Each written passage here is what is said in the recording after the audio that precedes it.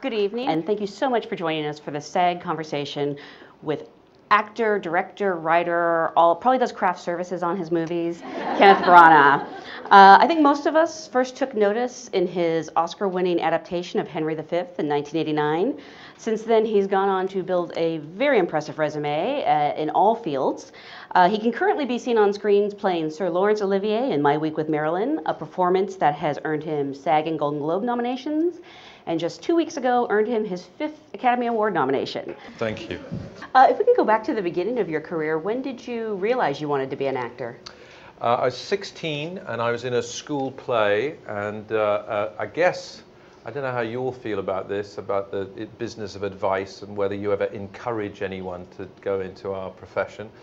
We all know how tough it is, you know, and when I was thinking that perhaps it might be a good thing to do, I looked at what the careers service had by way of advice, and it was a piece of paper. I went through this. It was about this size for a huge school and in fact a huge town, and it just began with the words, "An empty theatre is a lonely place." And then it went on. It was very gothic. It went on about when the laughter has stopped, when the applause has faded, you will see nothing but empty seats, and you know, if you look behind the tinsel glitter and all the rest of it. It was basically saying whatever it looks like, it's terrible, you'll never get a job. They were basically saying you'll never get a job. It quoted, I think in England, 87% unemployment for actors, and so my parents were pretty concerned about that. But anyway, a teacher in the school where I was doing a play at 16, I was doing a play called Oh What a Lovely War, which you may know. It's an ensemble piece,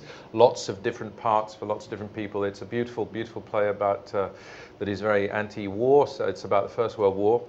And I got a chance to show off and do different accents and things, and it all seemed great fun. I don't know how, you know, seriously I was doing anything, but I knew it was great fun. And a teacher said, you could do this professionally. And it really was sort of startling because that seemed like going to the moon, the idea of becoming an actor. I mean, I didn't know, I just couldn't imagine. From my background, my dad was a joiner or carpenter, as you might say. My mum worked in the fish and chip shop around the corner. We were, you know, working class family, no connections to showbiz in any way, shape or form. So I just didn't know what you would do with it. He said, and I said, well, how would you do that? He said, well, you'd probably go to drama school. And what's a drama school?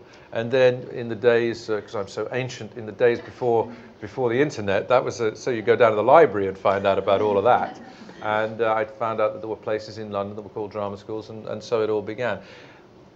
I mean, he really had, the idea that he'd planted was so swift to kind of take root that from that point, really, I didn't want to do anything else.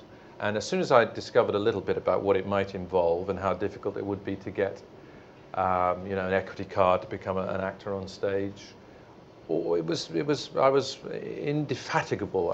It was so clear that it was what I enjoyed doing so much. It made me so happy, still does. It makes me so happy to be an actor. It's so interesting. It's never ever, didn't then, and never has ever felt like going to work. That I just knew that that's what I wanted to do, and it didn't matter to what degree I might do it. And I just thought, if I can just at some point get some regular employment, that would be fine, and I'll practice it any other way. I had no other ambitions beyond trying to get a job. I thought, if I could have a job as an actor, a professional actor, I'd be absolutely made up. There's nothing beyond that, really, other than because it was already so strange. I thought it would just be wonderful, and it turned out to be.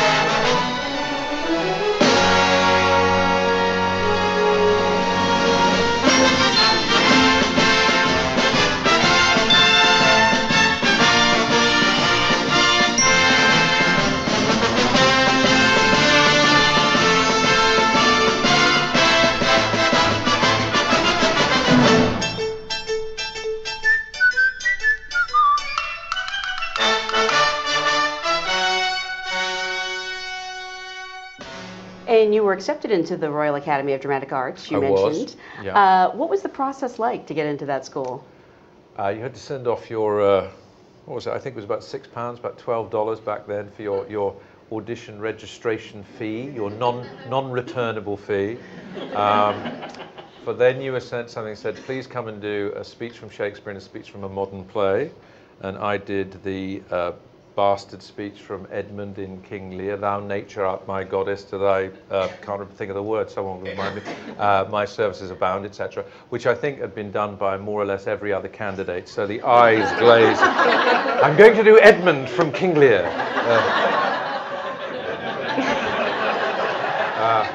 They offered me a place, and then I had to, I don't know how it works here now, but back then, amazingly, there was a possibility that your entire education would be paid for by the government, and indeed in my case it was.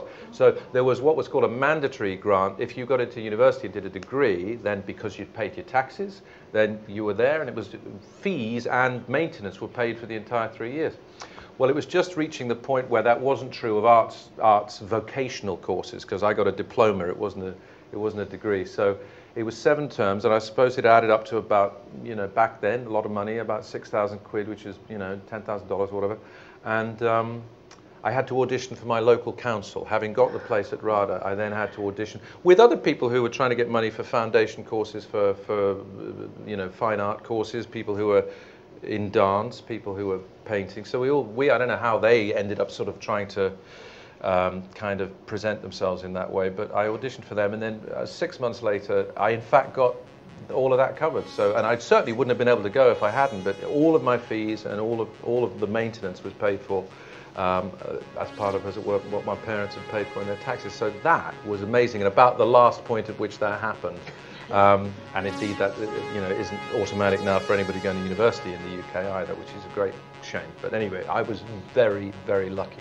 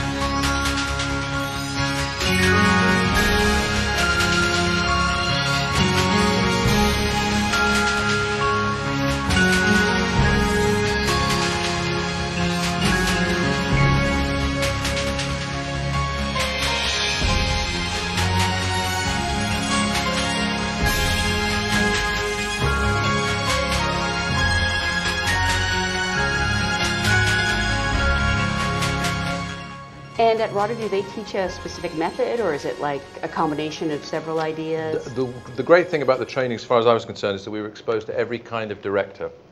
So there was, to give you, this is a kind of broad example, but there's a kind of, we'd have a sort of Stanislavski type director. We did a production of Three Sisters where we spent 9 weeks, and you've probably done all this, actioned every single word, you know, so if I come in and I say good morning, the action on the line has to be he welcomes Natasha. You have to have an absolute written out intention. Could be he hates Natasha. You're still saying good morning, but you register what this intention is. So you do that for the entire text.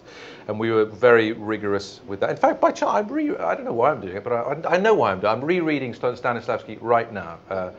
Because someone gave me a very nice edition of it. And of course, it's so brilliant. It's so completely and utterly useful and practical and contemporary. So we had that very extreme Stanislavski technique. And then the other end of it was people like the woman who, on day one, we started doing this play, an English period play. And by the middle of the first afternoon, we'd kind of blocked it all out. I mean, nearly all of it was blocked out, you know, and which was a surprise to some actors, including one who said, had a bit of a tantrum you know, or a moment in the middle of the first afternoon, and felt was being rushed, and you know, and just said, look, I just, you know, we've done everything. Look, I don't know where I'm coming from. And there was a pause, and then the director said, you're coming from upright, you're walking down to the table here, then you're crossing over to the other chair.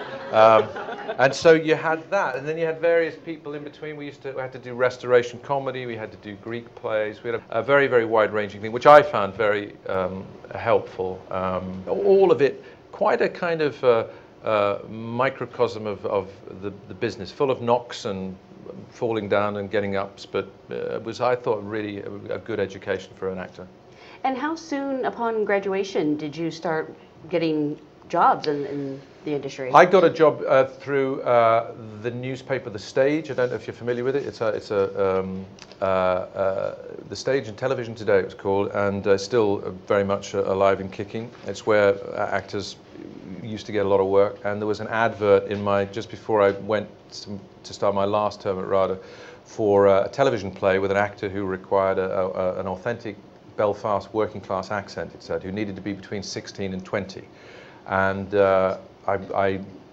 it said send your CV and your photograph to an address in London, and I only had one photograph, and it was on the wall at RADA where you had to be, and I didn't even know CV. I mean, you know, so I made something up, like you do. I was a little economical with the truth about all the parts that I'd played,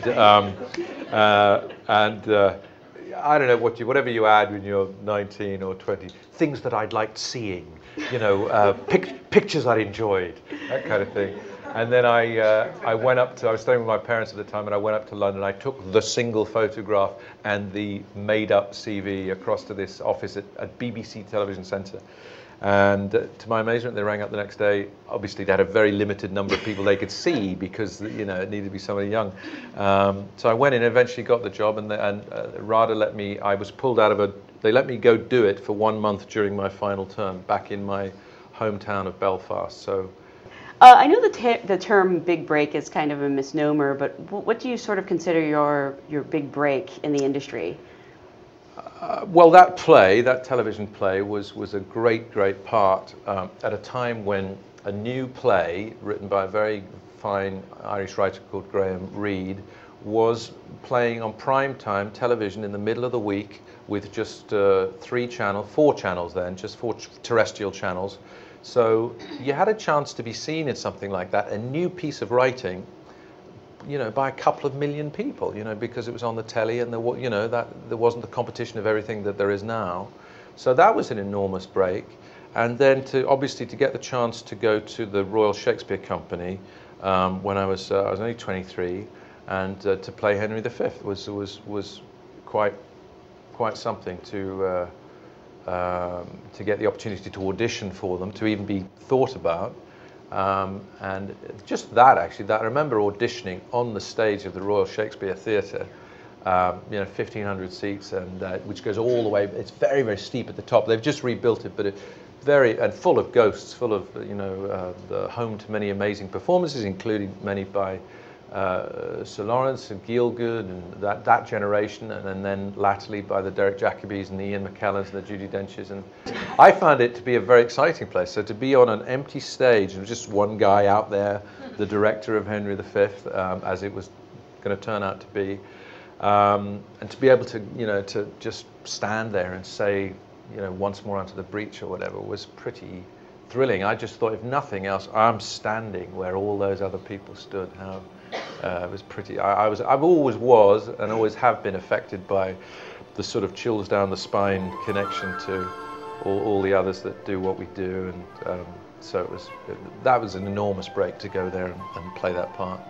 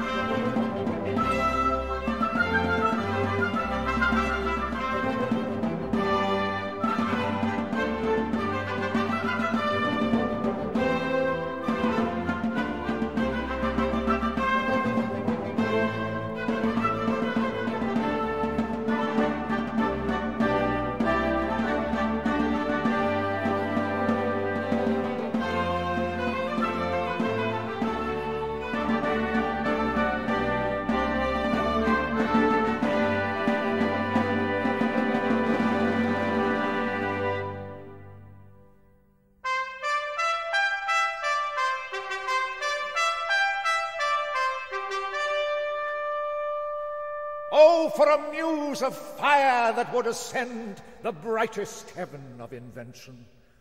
A kingdom for a stage, princes to act, and monarchs to behold the swelling scene.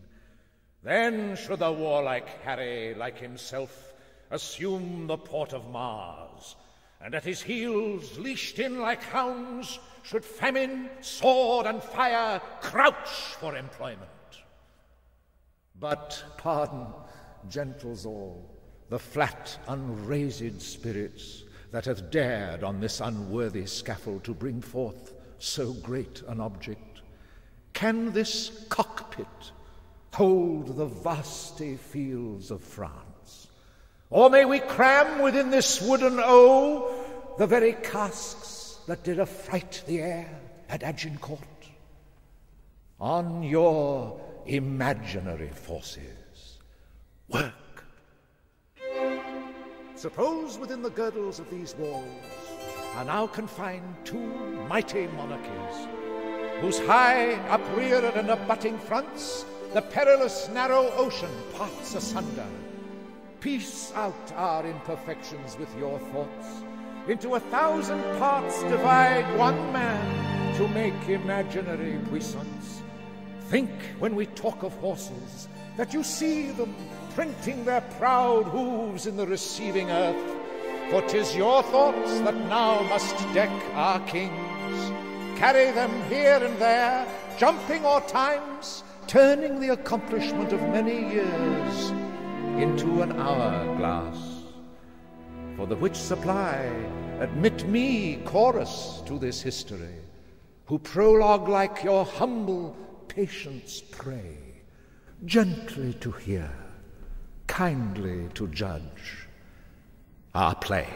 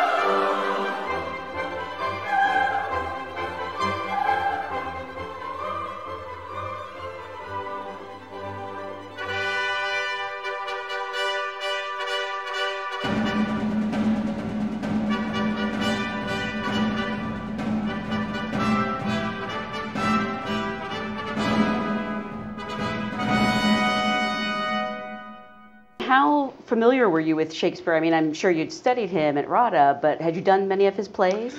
I had not. My first Shakespeare was in an amateur production of Othello, in which I played the role of Cassio.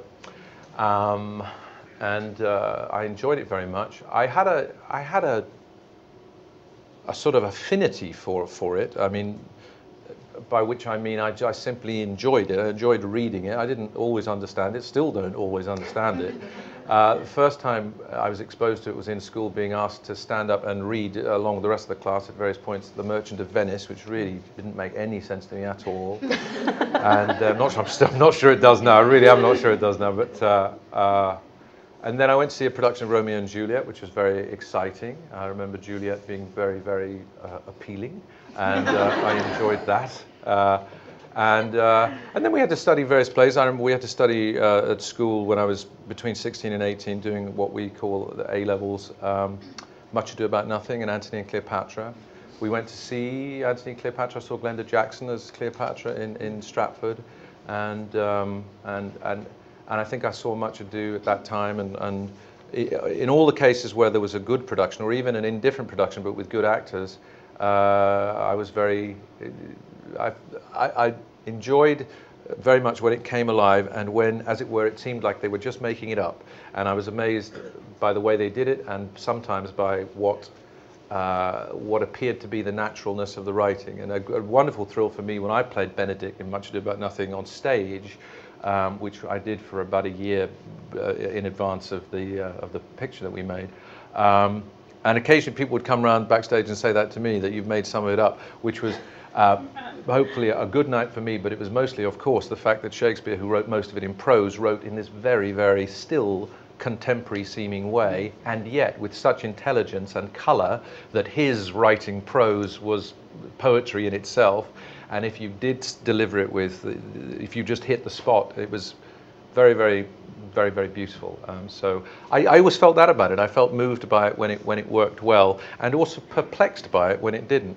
So I was, especially I suppose, coming from and I don't mean this in any sort of martyrish way, there weren't any books in our house. My parents were both bright people, just didn't read books. They went to the library and they read newspapers and they read magazines, and we watched the telly. You know, we weren't a great literary household. So, and we had a sort of slight working class suspicion of people who were cleverer than us. Well, not suspicion, but somehow there was a sense of sometimes feeling that they were smarter, or there was something they knew that we didn't know.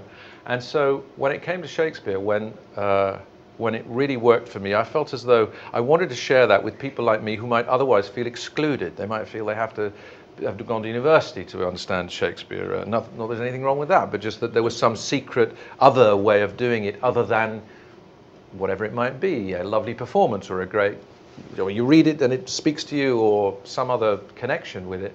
And it gave me a kind of passion to want to spread share my kind of enthusiasm, and also my struggle to sometimes understand, what he meant and what the plays meant, and also with that sort of balance between, one loves it on the one hand, and yet, frankly, I have seen it done so badly. I've been involved in doing it so badly sometimes that when it doesn't work, it's so appalling. It's like watching paint dry. When you do bad production of Shakespeare, it makes you want to, lose the will to live in that. and when it works, it's sort of transcendent, but somehow the difference, it seems so minuscule, but the results are incredible. And Jesus, I've sent people to sleep in the theatre doing it, but and sometimes we've done better than that. Yeah.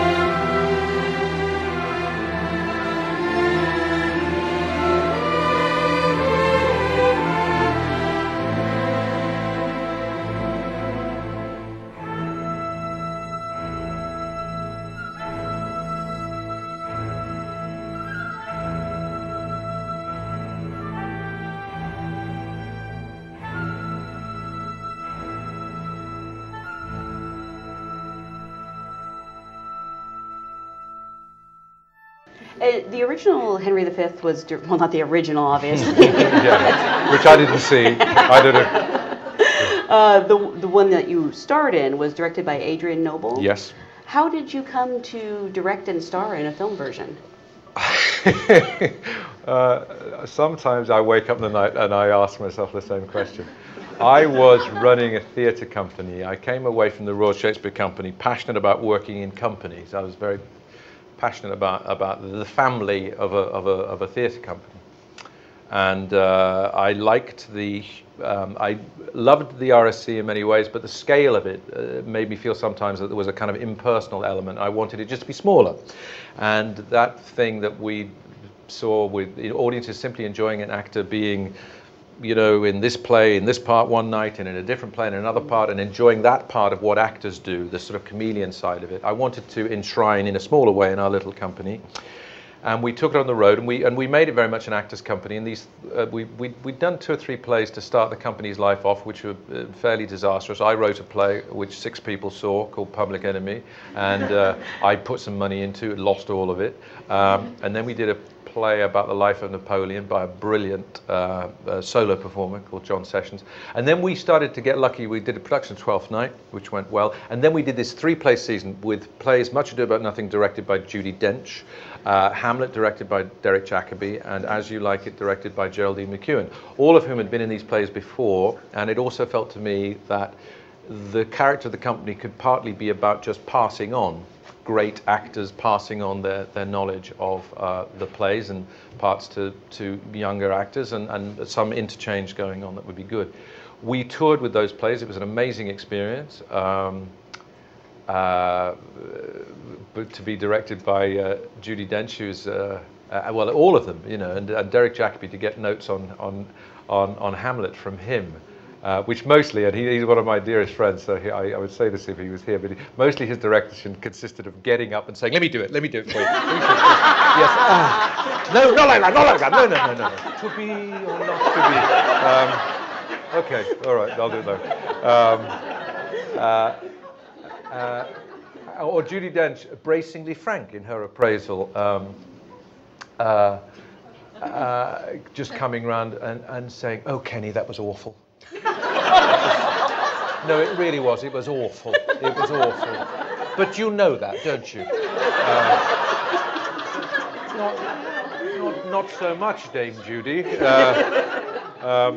But these plays were seen by a man called Stephen Evans, who was a freelance stockbroker who'd had several careers that had been successful and unsuccessful, and he was on a high at this point, and he wanted to get into the film business or into the the world of the arts. A very intelligent fella and very cultured. He was very widely read and went to movies and theatre and stuff. Anyway, he rang up, and I remember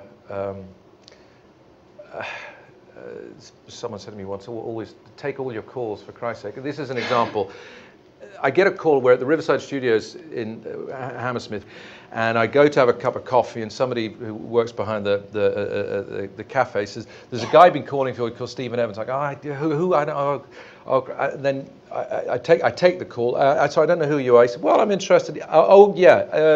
Whatever. I'd come on Monday morning at 10 o'clock, and I forgot all about it. Going back for another coffee on the Monday morning, and I see this guy in front of me, and I said, "I'm looking for Kenneth Branagh or whatever." I go, "Oh Christ, it's him! Oh Jesus, this is like he's like a mad fan or something. There's some kind of he's a crazy person."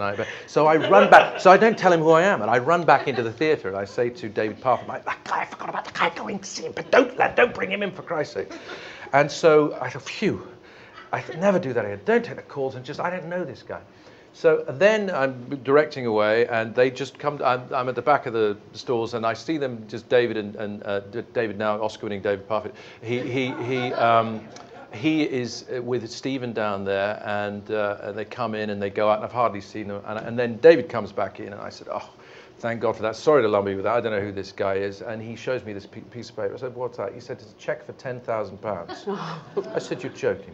Because we were already way behind. We were in debt for the next production that we were in. I said, "And who's that?" I said, "For us. He's written it. That's ours now." I said, "You're joking." £10,000. He said, yeah, and I told him about your crazy plan to direct Henry V, and he'd like to produce it. This day is called the Feast of Crispian.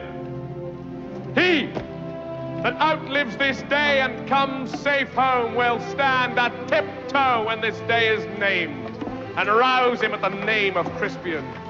He that shall see this day and live old age will yearly, on the vigil, feast his neighbours and say, tomorrow is St. Crispin's.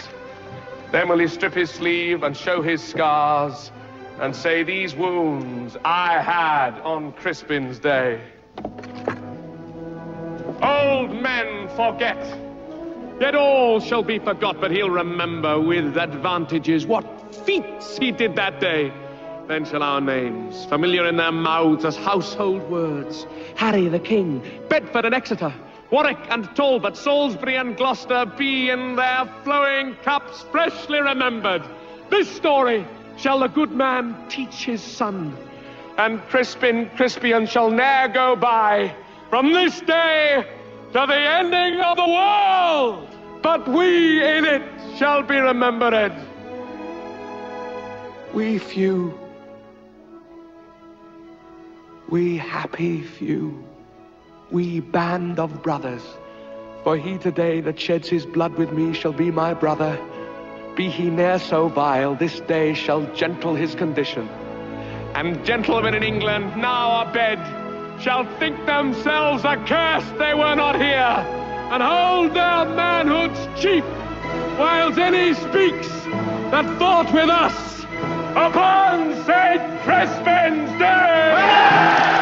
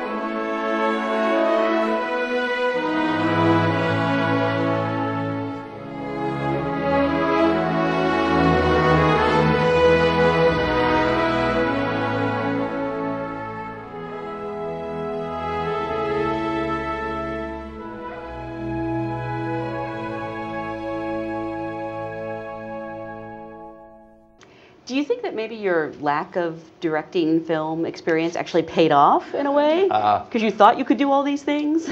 Well, I suppose, I mean, secretly, obviously, I woke up in the night and thought, what am I doing?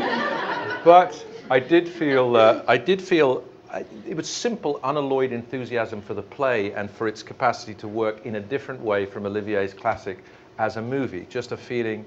I'd played the character, I don't know, over 100 times with the Royal Shakespeare Company. I had a feel for the character such as it was, and I felt as though I was seeing that story in pictures and that I was able to convey those pictures. And from the second job that I did, which was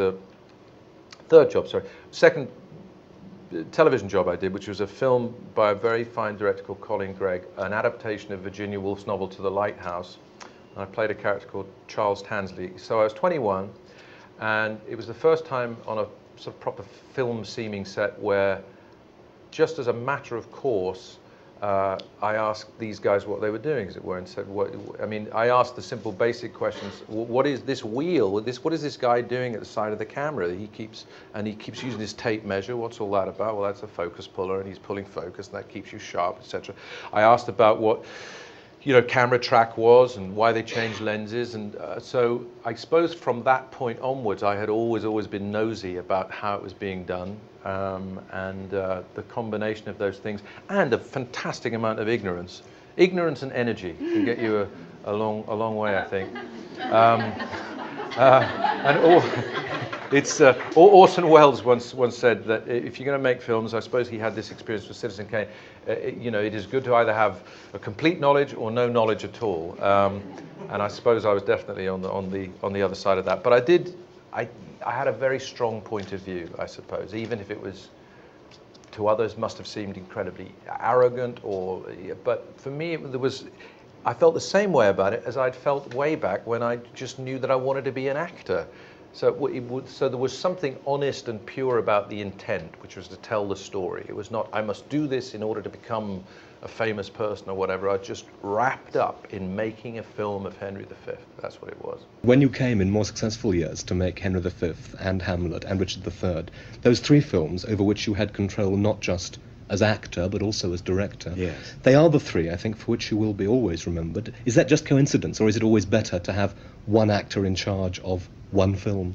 Well, I think it had not been done very much except by Orson Welles, marvelously and masterfully in Citizen Kane.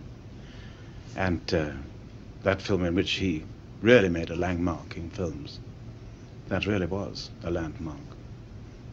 And it was a marvelous, Herculean task he undertook and fulfilled brilliantly. And he was the subject of great admiration, and absolutely unstinted admiration, I'm sure, the world over, except possibly in his own country, where people who likened themselves to the character he played were a little bit offended about it, I think. But in the realm of film, I mean, Orson's name will go down to posterity, I'm sure, as being one of the masters. And I suppose in England, I suppose I was about the first actor to produce and direct his own films. I think I was. I wouldn't like to swear that, but I think I was. The man who changed Hollywood for me, and the whole idea of film, I was very snobbish about films. I did them to make money and said so, all over the place, much to the disgust of the Sam Goldwyns of this world. But the man who changed me was the man I quarreled with most bitterly of all, really, and that was William Wyler. It was he who said, persuaded me, I must understand there wasn't anything that could not be done in that medium, if you found a way to do it. And it was he who persuaded me that you could even do Shakespeare successfully on a film. When I came to make Henry V, I asked him if he would direct Henry V. And he said, well, it was sweet of you. No, thanks, I can't. He said, you better do it yourself. And so that's the way it turned out.